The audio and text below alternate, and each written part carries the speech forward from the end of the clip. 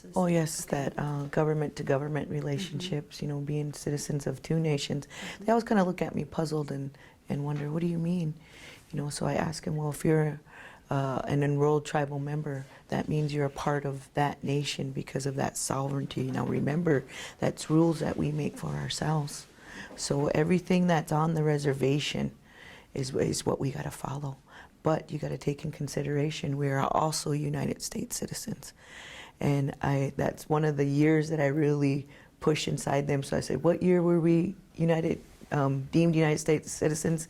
That was 1924. And that's a very important year to remember. And so we do have to follow this way, and we do have to follow that way. To my younger ones, I was kind of explained, if you have gotten stopped by a tribal cop, or if you've gotten stopped by a city cop, what happens there? And some of them kind of know that, and some of them I have to explain to them.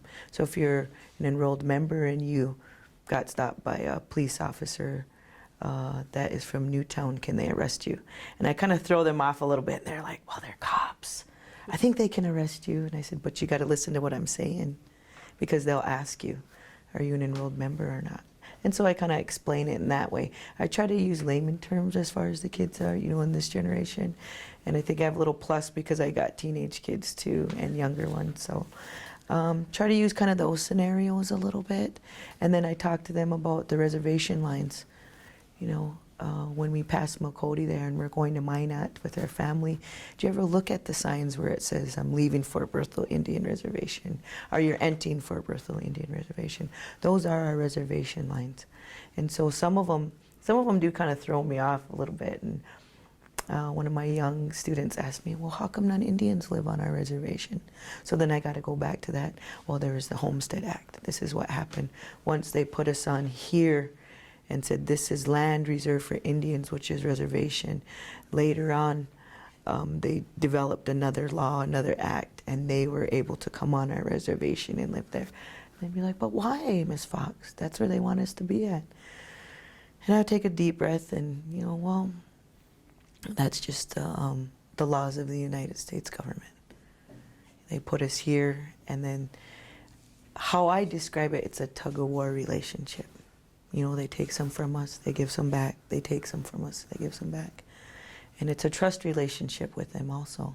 You know, we have to trust our tribal nation, and we have to trust our United States nation, because we are two citizens of it.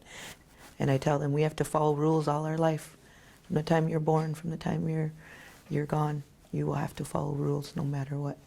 And even my younger ones, I got a new group every 9 weeks, and I was telling them that, oh, we have to do this again, Miss Fox? And I'm like, yes. And I remember I talked to you about rules. Yes, we all have rules. You know, you fight to get in the world, you know, and in it, you're going to have rules throughout it, even within yourself or within your home, within school, within government, within law. You're always going to have rules. So we kind of talk a lot about that, and I implement that a lot in my government class. And I really liked last year I had a senior. And she came up to me and she was like, you know, Miss Fox, I never really realized what I want to do, she said, because I talked to my seniors, you know. I have them kind of, they come in my class freshman, sophomore year, but they'll come back senior year. And I got a really big tribal culture class, and I told them, I said, you know, you guys are going to be in the real world, and they're going to ask you, because they're going to think you're Mexican. But you're going to have to tell them I'm Native American. And if you have an Indian name, you're going to tell your Indian name. You got to know yourself. You got to know your identity. You got to tell them who you are. You know, a lot of people think we live in teepees, think we live in these earth lodges. They still believe that. They were not educated in it. So you have to know your identity so you can share that with them. And so anyway, she came and she said, you know, I never really realized what I wanted to do. She said, but now I do. She said, I want to be a lawyer for Indian country. And that made my heart soar. It almost made me cry. And I said, what made you do that? She said, you did. She said, talking about the differences, you know, and she said, sometimes it really made me mad. She said, sometimes it made me sad.